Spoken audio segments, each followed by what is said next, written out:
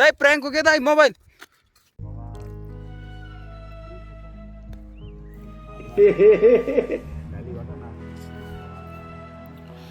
hello excuse me sir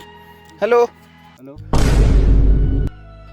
यो mobile हजुरहरूको खोइ हो त ओके हजुरको हाम्रै हो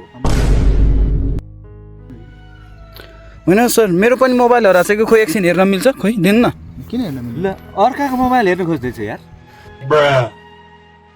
यो कस्तो खालको मान्छे के पाराको मान्छे हो यो